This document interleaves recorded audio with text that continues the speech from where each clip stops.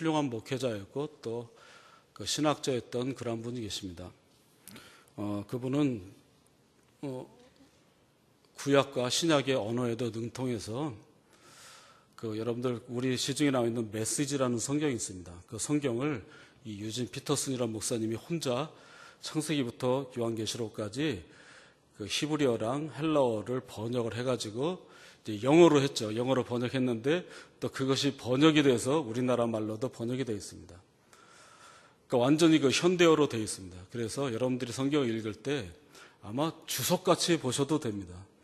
그러니까 아주 요즘 쓰는 말로 쉽게 번역이 되어 있어서 그 메시지란 성경을 함께 옆에 펴놓고 하나님 말씀을 읽으면은 더 이해하기가 쉽기도 합니다. 그런데 이분이 정말 그 영적으로도 굉장히 깊으신 분이고 또 신학적인 지식도 정말 해박하시고 정말 또 목회하는 그 교회에서도 목회도 아주 훌륭히 하시는 그 목사님이었는데 미국의 교회들이 다 그렇지만 이분이 목회하시던 그곳에 있는 성도님들도 다 중산층에 잘 사는 그러한 그 가족들이 다 있었고요. 그런데 이제 돈에 대한 걱정이나 이런 거는 별로 안 하는 그러한 성도들이 대부분이었는데 이 목사님이 목회하던 도중에 성도들의 모습을 이렇게 가만히 보니까 느낀 것이 있었어요. 그것이 뭐냐면 참 자유롭게 살질 못하는 거예요. 그러니까 뭔가 그냥 객관적으로 볼 때는 다 편안하고 잘 살 수가 있는데 어디인지 모르게 자유롭지 못하고 편안하지 못하고 어디인가 좀 매여 있는 것 같고 그래가지고 이분이 이거 안 되겠다 해가지고 그 사람들이 좀 자유롭게 살고 좀 편안하고 그런 삶을 살게 하기 위해서 이분이 그 택한 책이 갈라디아서입니다. 그래서 그 책 갈라디아서를 그 강의하면서 나중에 그 결과물로 나온 것이 책이 우리나라에 번역된데 그것이 자유입니다.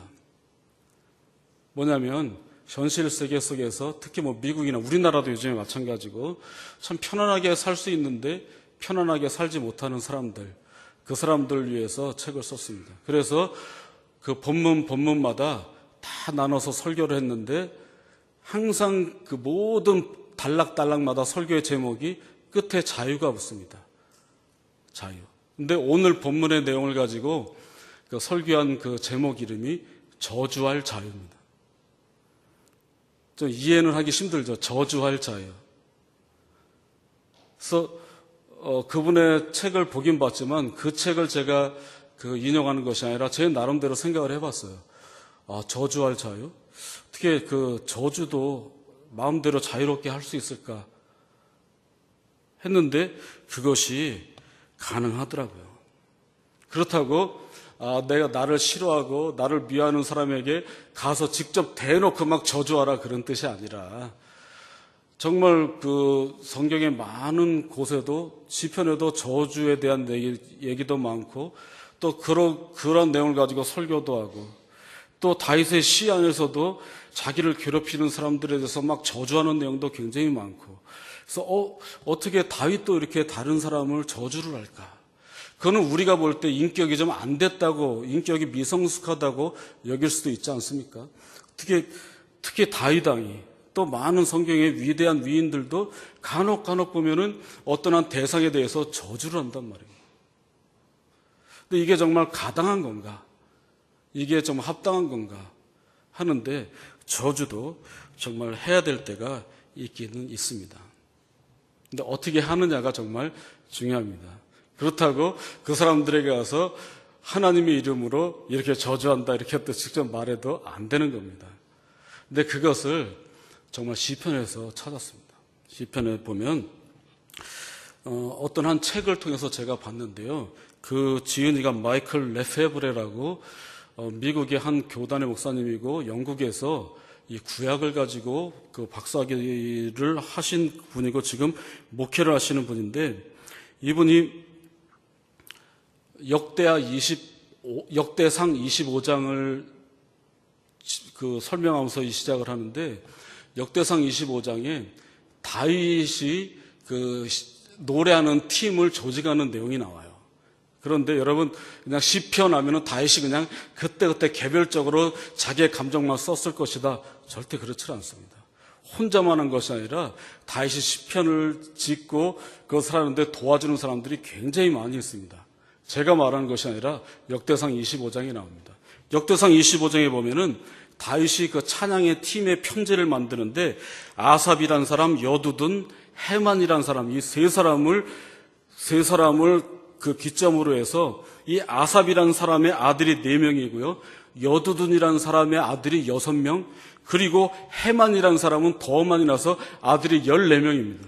그래가지고 4명, 6명, 14명 그래서 24명이 또 대표가 됩니다. 근데 24명이 여기서 1명, 2명에서 24명이 돼 있고요. 요 24명 사람들에게 11명씩을 붙여줘가지고, 그러니까 한 팀에 12명이 되는 것이 24팀입니다. 그러니까 전체 찬양팀이 288명입니다. 그러니까 3명, 아삽, 여두둔, 헤만, 그리고 그 사람들의 아들들 24명, 그 밑에 이 아들들 포함해서 모두 24팀이 12명씩. 그래가지고 288명이 편제가 짜여집니다. 그래가지고 거기에 지휘나 대장은 다윗 왕입니다. 그리고 이 사람들을 통해서 이 288명이 노래를 만드는데 동원이 되는 사람들입니다. 그리고 이 사람들이 찬양도 하고 노래도 만듭니다.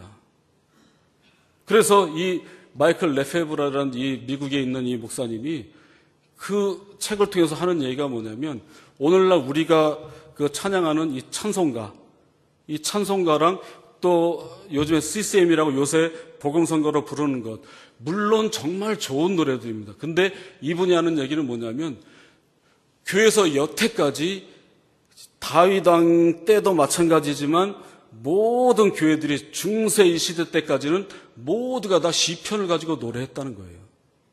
지금도 미국이나 네덜란드나 뭐 남아공도 그럴 것이고 많은 곳에 시편 1편부터 150편까지 그 시편 전체를 가지고 음조를 붙여가지고 나온 찬송가가 있습니다. 하나도 빼지 않고. 그런데 그것이 몇 개 그 편제가 좀 다른 게 있어서 가끔 노래가 좀 달라요. 다른데 어쨌든 1편부터 150편까지 이것이 1편, 2편 이렇게 나눠져 가지고 그것이 찬송가로 불립니다. 그러니까 그곳에 있는 아이들, 거기서 어릴 때부터 자란 아이들이 찬양을 배우다 보면, 그 찬양을 예배 시간에 부르다 보면은 시편 1편부터 시편 150편까지 다 외웁니다. 요즘에 이렇게 많이 하지 않지만 저 같은 경우도 어릴 때 찬송가 몇 장 그러면 그것이 제목이 뭐고 1절부터 4절까지 다 외우잖아요. 어릴 때부터 자랐을 때. 그렇지 않습니까? 그러면은 지금도 그 찬양 1절부터 4절까지 그냥 다 외웁니다. 그리고 외우는 것뿐만 아니라 테너도 하고 베이스도 하고 다 합니다. 그러니까 시편도 마찬가지, 시편으로 곡조를 붙여서 하면은 그 교회 자란 아이들은 나이가 어느 정도 들면은 시편 1편부터 150편까지 노래를 다 외웁니다. 또 외워서 중요한 것이 아니라 그 시편 안에는 하나님 앞에 올리는 내용, 하나님께서 또 그 시인한테 감동을 주셔서 시인이 또 하나님 말씀을 선포하는 것, 그 서로 대화하는 것, 이게 다 섞여 있습니다. 근데 거기에 감사할 때 감사 노래도 하고, 왕이 될 때 왕의 대관식 노래도 하고, 탄식했을 때 탄식의 노래도 하고, 저주할 때 저주도 같이 합니다. 그런데 같이 이렇게 지휘자랑 먼저 선창하는 사람하고 같이 오고 가고 노래하고 하다가 저주의 노래도 그렇게 하다 보면은 내가 저주하는 것이 아니라 그 안에 하나님께서 역사하셔서 저주하려고 했던 그 마음이 용서와 희망으로 바뀌어지고 오히려 그 사람에게 선한 모습으로 달라지는 그런 역사가 많이 나타난다는 것이죠.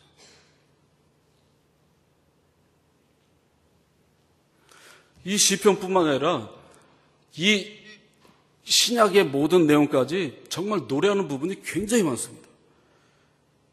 아담도요, 처음에 하나님께서 동물들을 다 데리고 올 때 동물 하나들 이름을 지어줍니다. 아마 그것을 그때 당시에 있던 사람들이 그것을 보았다면 정말 엄청난 노래였을 거예요. 하나님께서 사자도 갖다 주면 그때는 이름이 없었지만 아담이 사자라고 합니다. 하나님이 얘는 뭐라 부를까 그러면 노래로 화답합니다. 그리고 자기 아내가 생겼을 때도 노래합니다. 이는 내 뼈 중에 뼈, 내 살 중에 살이라고. 굉장히 엄청난 노래입니다.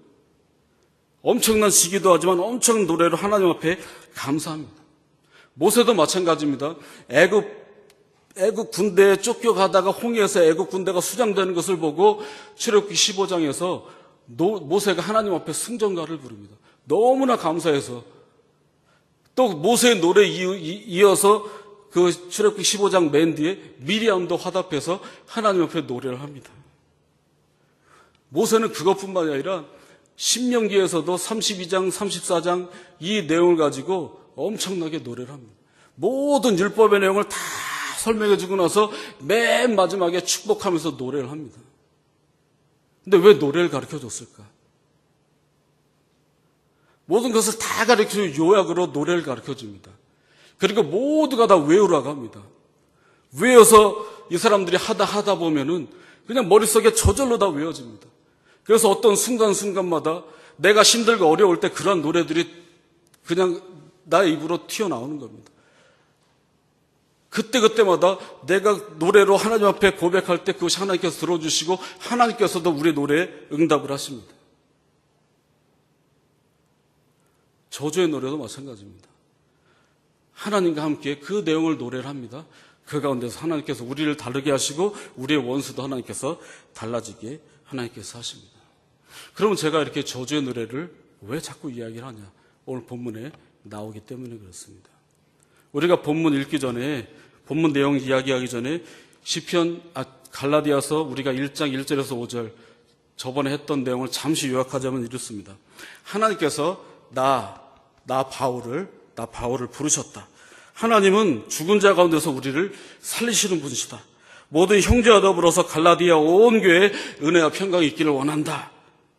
이 악한 세대를 위해서 예수님은 우리를 위해서 아낌없이 죽어주셨다.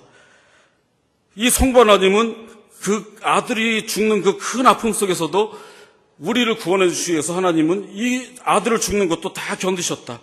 결국 우리들에게 하나님께서는 자유를 주시고 구원을 주시고 해방을 주셨다. 그래서 이제는 예수님의 통치 속에서 우리는 복을 받으면서 복을 누리면서 살아가는 그런 상황이 되었다. 그렇기 때문에 우리 모두 1장 5절에 보면 하나님께 영광이 세세토록 있을지어다. 앞으로 계속 노래하면서 살아가자. 이것이 지난주에 저번에 봤던 오늘 본문 전의 이야기입니다. 그러니까 이미 하나님의 사랑으로 하나님이 복음을 선포하시고 예수님 때문에 우리가 자유로워지고 그러한 가운데 우리는 새 생명 함께 나누면서 살면서 함께 하나님의 이름 세세토록 영광이 주에게 있습니다. 또 우리 가운데서 서로 노래하면서 자유를 누리면서 살아가자. 이렇게 이야기를 했는데 6절에 보면 완전히 달라집니다. 6절에 보면 오늘 본문에 그리스도의 은혜로 너희를 부르신 이를 이같이 속히 떠나 다른 복음을 따르는 것을 내가 이상히 여기노라. 내가 이상히 여기노라. 이것이 뭐냐면 내가 굉장히 놀랐다는 겁니다. 근데 놀란 이유가 뭐냐면 이 우리를 불러주신 그 하나님의 그 복음을 떠나는데 그냥 떠나는 것이 아니라 속히 떠나는 것을 내가 이해를 못하겠고 내가 굉장히 놀랬고 내가 굉장히 화난다는 겁니다. 너무나 이상하다는 겁니다. 그것도 다른 복음. 정말 지금까지 전한 그 내용이면 다인데 왜 거기다 덧붙이냐. 예수 그리스도께서 우리를 위해서 죽으시고 우리를 구원해 주시고 그 예수 그리스도를 믿고 살아가면은 그것이 완전하고 충분하고 온전한 복음인데 왜 거기다 구약의 율법을 더하게 하고 할례를 받으라 그러고 음식법을 지키라 그러고 왜 여러 가지를 더 추가하라고 하냐. 그거는 복음이 아니라 다른 복음이다. 다른 복음. 그래서 다른 복음 할 때 다른 이 말에서 그 이단이라는 말이 나옵니다. 완전히 다른 복음 정도가 아니라 완전히 이단과 완전히 이거는 복음이 아니다는 겁니다. 완전히 복음이 아닌 그것을 왜 하냐. 근데 속히 떠난다는 거예요. 속히 떠난다. 참 이것이 저나 여러분들이나 모두가 다 인정하지 않을 수 없는 그 내용이 바로 이겁니다. 속히 떠난다는 거예요. 우리가 정말 편안하고 예수 그리스도 사랑 안에 있을 때는 그 하나님을 믿고 신뢰하는 것이 영원할 것이라고 나 스스로도 당연히 생각하고 어려움과 고통이 있을 때도 절대 떠나지 않을 거야. 그렇게 하지만 막상 어려움이 닥쳐오면 정말 금방 넘어집니다. 돈의 문제 다가와도 굉장히 금방 넘어지고 타협합니다. 우리나라도 예전에 일제시대 때 신사참배도 했지만 그 목사님들 그렇게 쉽게 신사참배할 사람들이 아니었고 자기들도 그렇게 할 줄 몰랐습니다. 그런데 죽인다고 하니까 그렇게 되는 겁니다. 근데 그분들 신앙 없고 그냥 저 사람은 그렇게 신사참배할 목사야 그랬던 사람들 절대 아닙니다. 그런데 그분들에게도 목숨하고 바꿀 그 상황이 되니까 떠나게 되는 거예요. 그러니까 우리가 항상 그 믿음 변치 않자고 하지만 내가 영원히 변하지 않을 것이라고 너무 과신하지는 말자. 왜냐하면요, 이것이 인간이 너무 약한 존재라는 것을 우리들이 인정할 수밖에 없는 거예요. 참 살아갈 때 정말 타협 많이 하게 됩니다.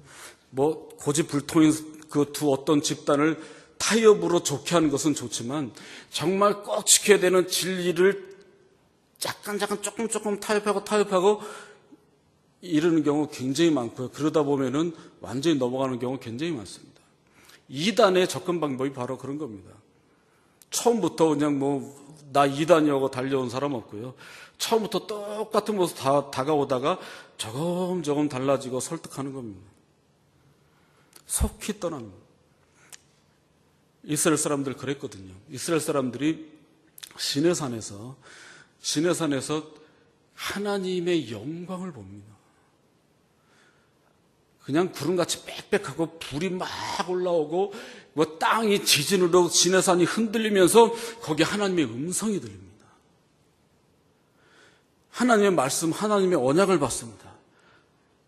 그리고 출애굽기 24장에서는 하나님과 이스라엘 백성들이 함께 밥을 먹습니다. 함께 음식을 나눕니다. 그리고 나서 모세가 잠시 없는 그 순간에 이 사람들이 황금 송아지를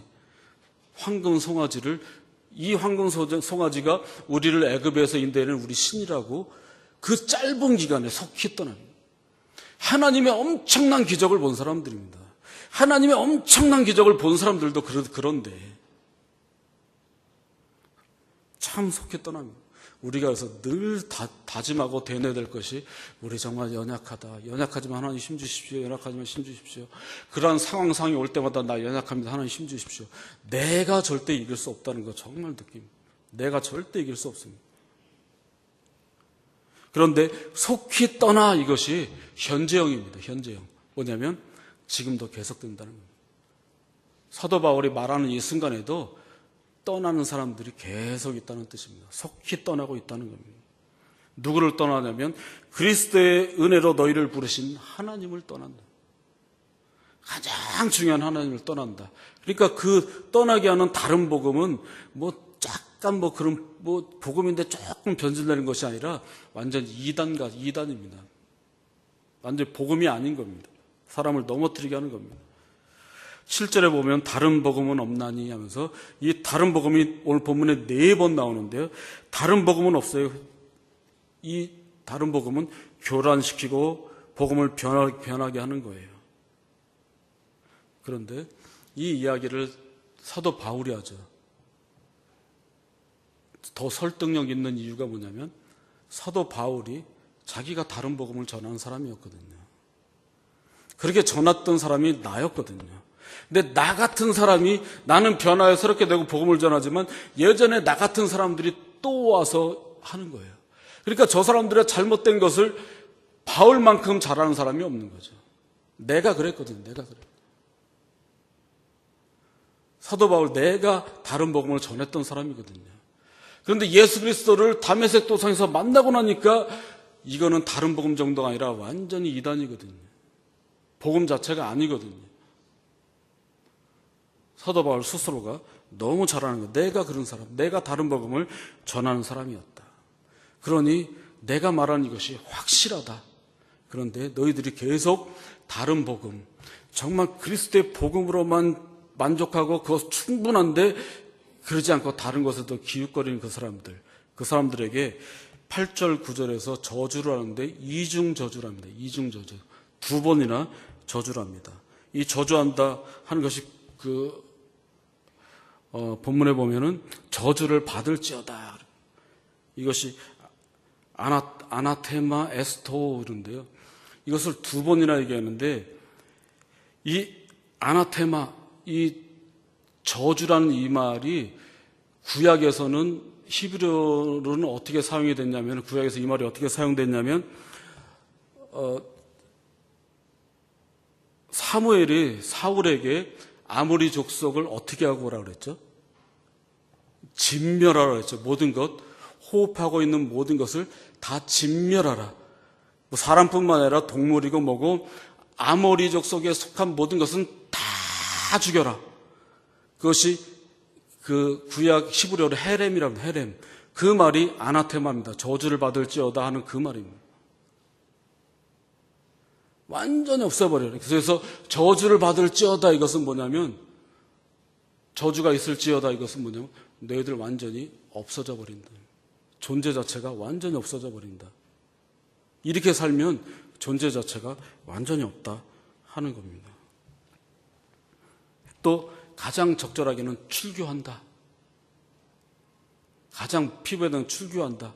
완전히 너는 이제 하나님의 사람이 아니야. 아니면 너는 이렇게 다른 복음을 따르고 있으면은 너는 아예 존재 자체가 없다. 완전히 진멸당하는 것과 똑같다 그럽니다. 그러면서 그러잖아요. 우리라도 하나님의 천사라도 내가 전한 복음 외에 다른 복음 전하면 안 된다. 다시 말합니다. 너희가 받은 것 외에 다른 복음을 전하면 저주를 받습니다. 저주 이야기를 합니다. 저주.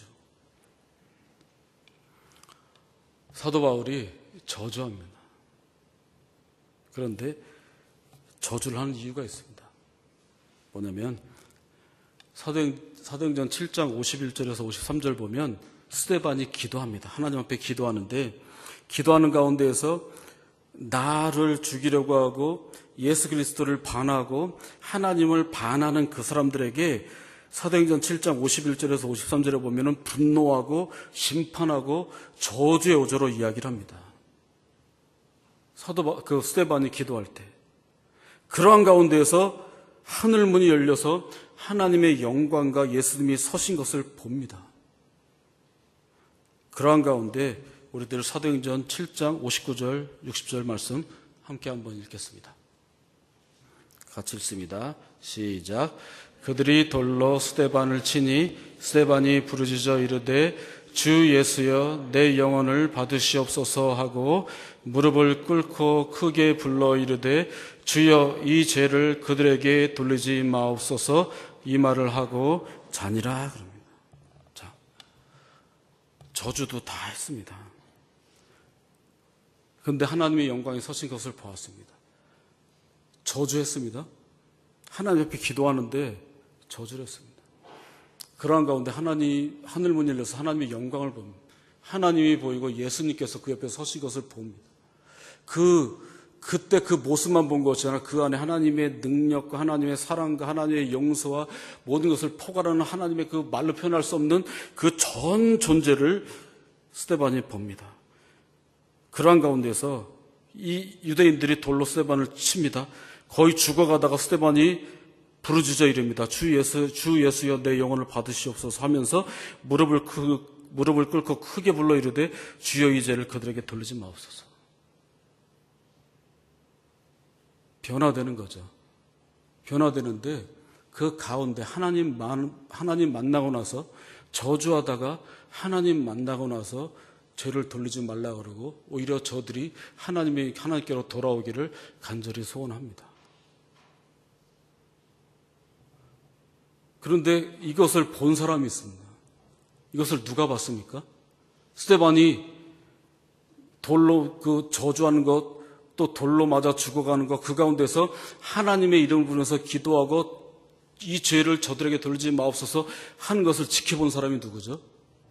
바울이 지켜봤습니다. 바울이 그 앞에서 지켜봤습니다.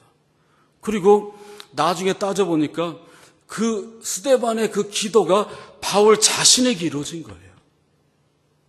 스데반이 했던 기도, 바울도 그 자리에서 돌 던진 사람하고 똑같잖아요. 그것도 스데반이 죽은 것을 마땅히 여겼던 사람이 바울이에요. 그런데 스데반이 기도했던 그 내용이 바울에게 이루어진 거예요. 바울에게 죄가 돌려지지 않았어요. 스데반이 그렇게 기도해서 바울이 이렇게 살았어요. 그 하나님의 말씀을 전하는 그런 삶이 되었어요. 바울이 보았어요. 그걸 알아요.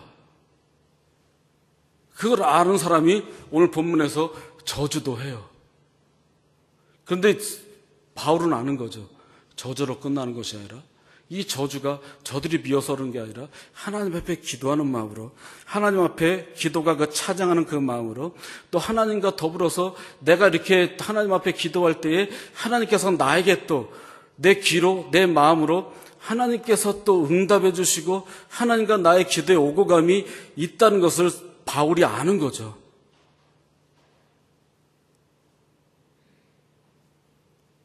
그래서 사도 바울도 저주를 하지만 저주로만 끝나는 것이 아니죠. 우리 로마서 12장 19절 20절 말씀도 함께 읽겠습니다. 로마서 12장 19절 20절 시작. 내 사랑하는 자들아 너희가 친히 원수를 갚지 말고 하나님의 진노하심에 맡기라. 기록되었으되 원수 갚는 것이 내게 있으니 내가 갚으리라고 주께서 말씀하시니라. 여기까지 하겠습니다. 벌써 자기도 이전에 저주도 많이 했고 그러나 예수님 만나서 그 저주했던 자기 자신이 사도 그 스데반 때문에 바뀌었다고요. 그런데도 바울이 목회를 하다가 저주해야 될 부분이 있는 거예요. 그럴 때 저 사람들이 미워서가 아니라 하나님과 기도하고 영적인 교통 가운데서 하나님과 함께 화답하는 찬양으로 이 기도를 하는 거예요. 그런 가운데서 하나님께서 나도 변화시키고 저 사람들을 변화시킬 것을 알기 때문에 저주도 선포를 하는 거예요.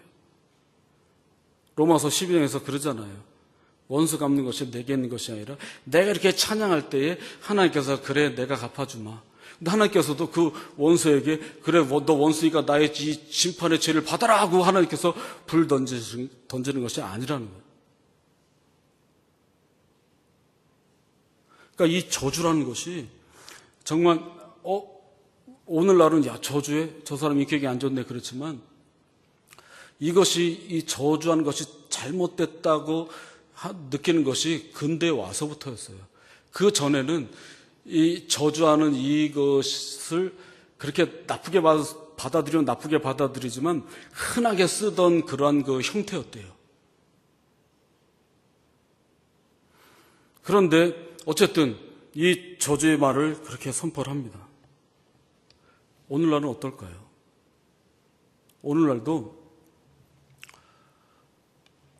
시편 학회가 있어가지고 학자들이 시편 학회가 있는데 그때 저주시에 대한 그러한 그 발제자가 발제를 하고 학자들이 막 이제 그 현실 속에서 이 저주시를 어떻게 활용해야 되고 또 이런 것을 대해서 막 토론하는 그러한 그 학회가 있었는데 그때 루안다에서 아프리카 루안다가 어떤 후투족이 다른 족을 이렇게 그 인종 청소했잖아요. 그러니까 한 인종을 거의 다 죽여버렸잖아요. 그때 이제 죽임을 당한 부류 중에 한 사람이 그 루안다에서 온 이 시편 학자인 거예요. 근데 그 학자가 와서 이야기를 하더래요. 자기들이 그 루안다에서 그렇게 인종 학살을 당하고 있는 그 상황을 구약의 학자들이나 많은 사람들이 너무나 고상하고 너무나 아름다운 말로 나에게 위로를 하더래요. 그런데 위로를 해도 위로가 되나요?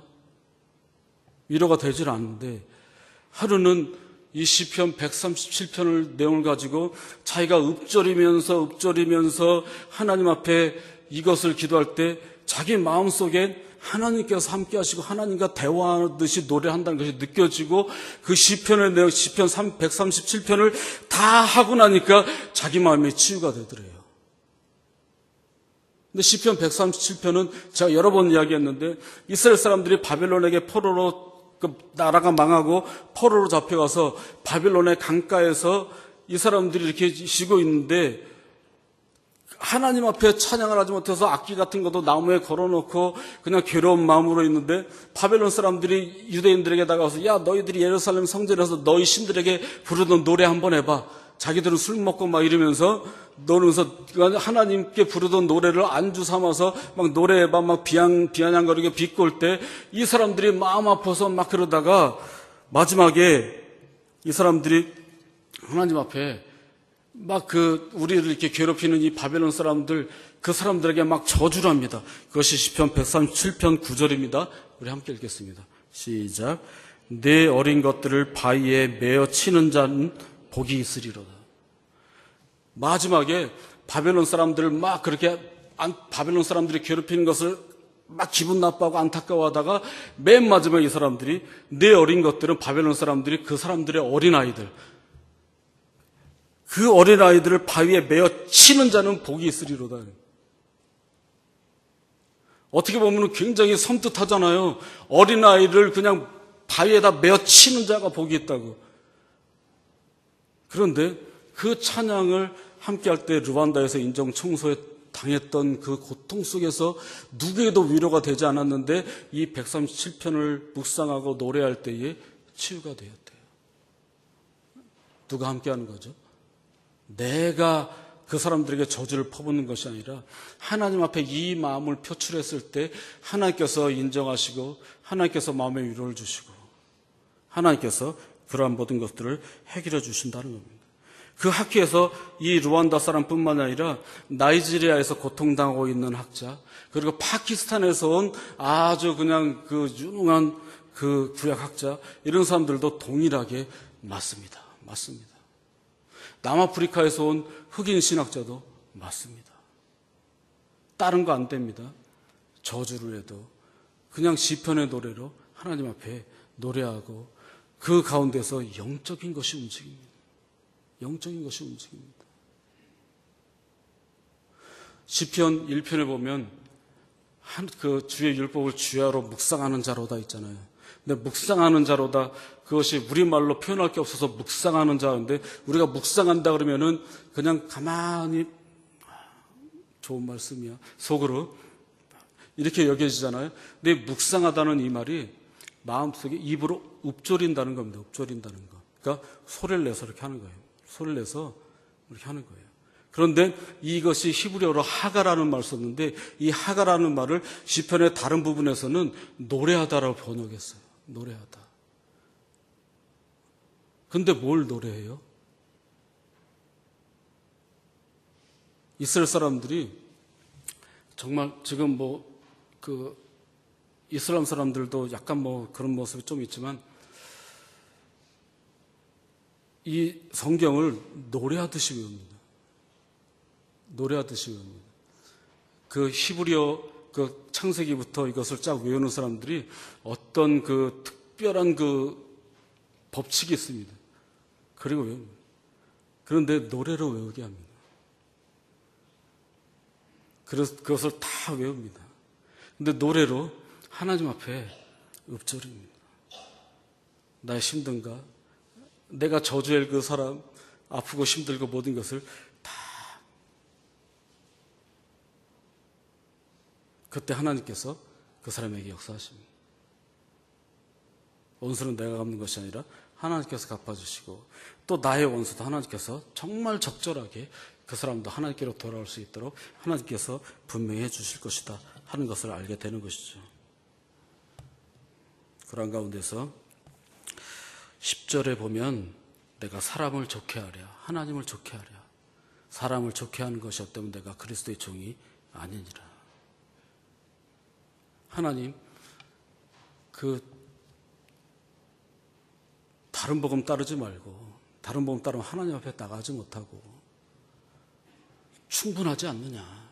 1절에서 5절까지 말씀, 나를 사도로 삼으시고 이 악한 세대에서 예수 그리스도가 나를 위해서 정말 십자가에서 정말 아낌없이 죽으시고, 또 독생자 예수 그리스도 자기 아들이 죽어가는 것을 아프지만 내어놓으신 그 하나님의 마음으로 우리들이 그 예수님을 믿을 때 우리들이 구원을 받고 참 자유를 느끼고 이것이 충분한 복음인데 그 외에 뭐가 더 있느냐. 우리의 신앙생활도 정말 이렇게 단순하게 하나님의 복음 때문에 우리가 자유로워지고 그러한 가운데서 삶 속에서 힘들고 어려움이 있을 때 항상 하나님의 말씀, 하나님 앞에 노래로 읊조리고 그렇게 살아갈 때 우리가 사람을 좋게 하는 것이 아니라 하나님을 좋게 하고 사람을 기쁘게 하는 것이 아니라 하나님을 기쁘게 하는 그런 삶을 살아갈 수 있고 이거 외에 무엇이 더 있겠느냐. 여호수아도 정말 그렇게 노래합니다. 정말 그 성경에 있는 사람들 모두는 정말 훌륭한 시인이고 훌륭한 가수들이고 훌륭한 예술가들이고 그 여호수아도 하나님 앞에 정말 노래 굉장히 잘하는 사람입니다.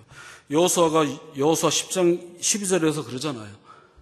완전히 그 적들을 다 물리쳐야 되는데 해가 져요. 그러니까 노래하잖아요. 태양아 너는 기브온 위에 머무르라. 달아 너도 아얄론 골짜기에서 그리할지어다. 그렇게 노래할 때 섰단 말이에요. 하나님 앞에 노래를 할 때 섰어요. 그런데 마지막에 온 땅, 가나안 땅을 다 점령하고 이스라엘 12지파에게 다 나눠준 다음에 맨 마지막에 이스라엘 모든 사람들을 다 모아놓고 여호수아가 마지막 설교를 합니다. 고별 설교를 합니다. 여호수아 24장에서 고별 설교를 합니다. 그 고별 설교를 할 때에 우리들에게 선택을 강요합니다. 우리 이 말씀 한번 보겠습니다. 여호수아 24장 15절. 여호수아 24장 15절 같이 했습니다. 시작. 만일 여호와를 섬기는 것이 너희에게 좋지 않게 보이거든 너희 조상들이 강 저쪽에서 섬기던 신이든지 땅에 있는 아모리 족속의 신들이든지 너희가 섬길 자를 오늘 택하라. 오직 나와 내 집은 여호와를 섬기겠노라. 다른 거 없는 거죠. 이분도 그렇게 어떤 그 많은 순간 여호수아도 나를 괴롭게 하고 나를 반하고 힘들게 했던 모든 것들, 나를 따르는 사람들도 물론 마찬가지지만 그런 모든 것을 다 한 다음에 하나님만으로 충분하다. 마지막으로 나와 내 집은 여호와만을 섬길 것이다. 너희는 어떻게 할 것인가? 오늘도 마찬가지죠. 예수 그리스도의 복음 말고 더 특별한 거 없습니다. 그것을 충분히 여기고 그 안에서 하나님 말씀을 늘 읊조리면서 저주까지도 하나님 앞에 이 시편에 있는 노래 또 성경에 있는 말씀으로 본문에 있는 말씀으로 하나님 앞에 기도하고 기도가 노래가 돼서 계속 읊조릴 때에 우리의 신앙의 인격도 달라지고 나의 원수, 나의 대적들도 다 하나님의 사람이 될 줄로 믿습니다. 부디 간절히 바라기는 특별히 이번에 명절에 가정에 가셔서 동기 간에 또 부모와 자식 간에 이러한 하나님의 사랑이 가득 넘치는 저와 여러분들 되기를 간절히 기도합니다. 기도하겠습니다.